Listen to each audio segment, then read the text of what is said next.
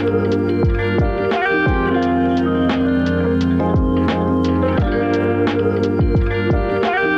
of the questions that I have received more and more after last year is how I stay warm in the van. How does it work? How can you potentially live in your vehicle in the middle of the winter? And after basically our first winter in the van, chasing snow and skiing, I feel like I have a few things that I did with the van to make it so I'm comfortable in here, safe, and it's just a good time even when it's 0 degrees outside. The first thing that I cannot stress enough that I really took the time to do with my van is insulated. I insulated my entire van with Havelock sheep's wool. I did about 2 layers up in the ceilings and in parts of the wall. And I basically insulated every single nook and cranny that I could. All the metal ribbing, the door panels of the actual doors and stuff like that. Really everything where I could stuff this wool insulation, I did. And I think it's something it's easy to maybe overlook or not really spend the time or even money on. But I do credit a lot of the warmth and coolness even in the summertime to all of my insulation. I chose to go with the Havelock sheep wool because it does really well with moisture. So in terms of condensation and things like that, the wool really just handles the moisture very well. And it's also very natural and sort of safe, where something like spray foam, you're essentially putting chemicals and gases in your van, and ultimately you're gonna be breathing it in. So I'm not here to really sell the wool or anything like that. It's obviously not a perfect thing. There's better R-value insulating options, but I think overall the wool has done really well. It basically just makes it so when I do get the van warm, when it does heat up, it stays warmer longer. It doesn't necessarily keep the van inherently warmer, but when you do get some heat build up, or when it is nice and cool in here in the summer, that typically stays longer, where if you didn't have anything and you just had the actual sheet metal walls exposed to the outside and the elements and there's no barrier in between, all that sort of energy transfer would be accelerated a lot. So by having this sort of layer between the inside of the van and the metal walls of the van, it just makes it so the energy, the heat, the cool air, whatever it is, stays in the van longer. The second thing that kind of goes with the wool insulation of the whole van is covering up my windows. I talked about this in the last video a little bit, but the pros and cons of having the windows are that in the winter and in the summer, it's a huge outlet for energy to carry through. So in the winter, a lot of the heat will escape through the windows, and in the summer, a lot of the heat will come in through the window. So having some sort of barrier again to help insulate the windows and stuff like that is huge. The way I did that is with these van-made window curtains here. They're completely insulative. They're also blackout to kind of give myself some more privacy. If you notice, I have this whole slider window completely covered with this slider, and what's really nice is they really just operate on magnets, and you can kind of roll them up and they just kind of snap in place. And then I also have, you can see them here in the back, these two on each window, and again I can just sort of roll these down and they just kind of magnet right in place. Now it kind of contains that heat as well. One of my most recent additions that I haven't even really tested yet, so it's hard for me to really say if it's worth it or how well it works, is this fan vent cover. Underneath here is my fan, just to kind of provide circulation and an outlet when I'm cooking. And so I put some magnets up here in this trim piece, and now this, like the other ones, just sort of magnets up there.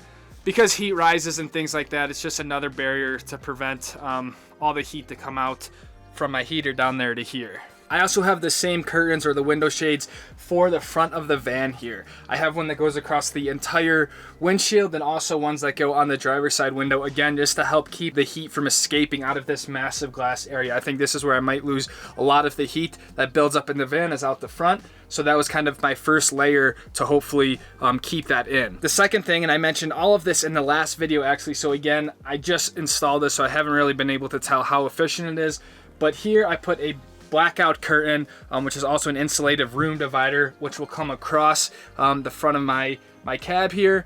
And again, just try to keep all of the heat as much as I can contained in the back. So I'm just trying to minimize spots or gaps where the energy can essentially leave from, and just try to keep it contained in here as much as I can. I will say, like, pre-built window shades like this can be quite expensive, especially for like a whole set. So it's not really necessarily you get something like this. You can make them pretty easily. For me, these are just custom made for the Sprinter, so they just work really well. The efficiency is really as high as it can get. And to me, it was worth it because of all the winter stuff that we do. But don't feel like you have to go out and try to purchase some custom built ones, because like I said, they can be kind of expensive. These are actually some of the most expensive things of my entire van build.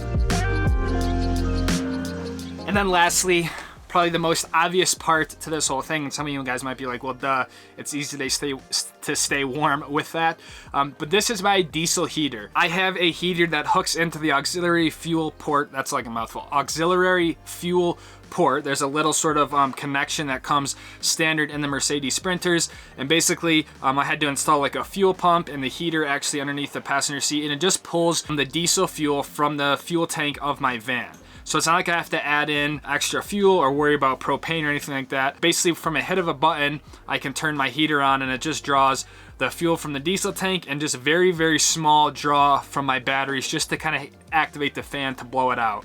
So my diesel heater, again, very, very expensive. I think these go for around $1,200 to $1,300, but the S-Bar D2 works amazingly, and it will have this whole van heated up really in the matter of 20 minutes to 70 degrees, no matter how cold it is outside. So that's kind of like the final piece to everything, is because I have the van pretty well insulated in terms of just efficiently keeping the heat in.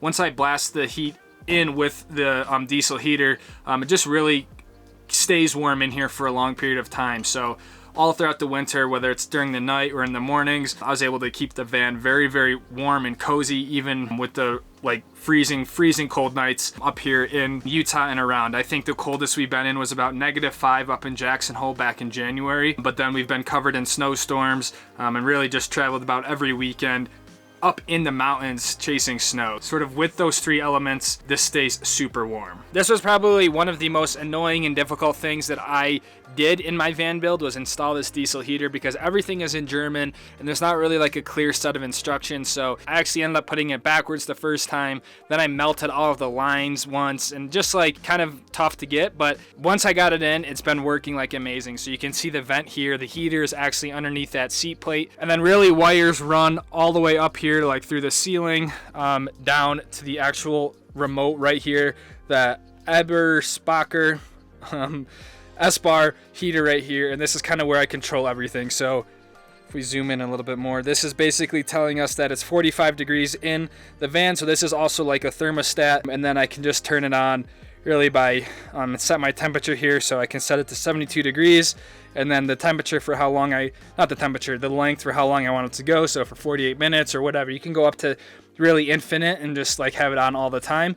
But then it will basically regulate the heater based on the temperature in the van. Once it heats up to your temperature, it'll kind of simmer down, and then as it cools off, it'll kick back on again. So it's really completely automated, and I think this is another thing that's worth buying a real heater, whether it's the S-Bar one or not, rather than some of the cheaper diesel heaters. But again, I understand they are expensive, but this has been a huge, huge thing for my van.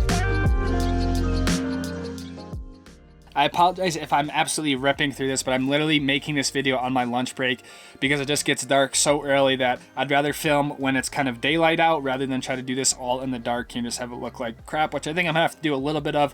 But anyways, I apologize if I'm ripping through this video. But really the last like bonus tip, and again, it's not like it's anything revolutionary, but it's just sort of like layering up. I mean, I'll sleep with like a beanie on, wool socks, and just kind of go to sleep with some warm clothes, obviously. And then also on top of that, having like a really big, heavy duvet, flannel sheets, stuff like that really just helps keep it so you're actually sleeping well at night. Once you actually kind of are like actively living in it or just spending time in the van, I feel like it actually stays warm a lot easier than people think. But obviously something, maybe it's like the buddy heater or some sort of heat source, will definitely pay dividends if you're really trying to be in like freezing cold temperatures. But like I've mentioned, I understand that this stuff does cost money and it's not realistic for everyone, but I still think there's ways to achieve this without necessarily paying like the premium price for it all. So with all that being said, thank you guys for watching. Please let me know if you have other ideas. I love hearing your guys' suggestions, and whether it's in terms of keeping my floor warm or even insulating the fan a bit better. I'm rushing a bit better. But thank you guys for watching. I hope this maybe helps some of you guys if you're planning on living nomadically in your vehicle this winter. So with all that being said, I'll see all of you guys in the next video. We're supposed to be opening for skiing next week, but we'll see what happens. Doesn't really look too good right now, but keep fingers crossed, staying optimistic. Thanks for guys for watching. Peace out.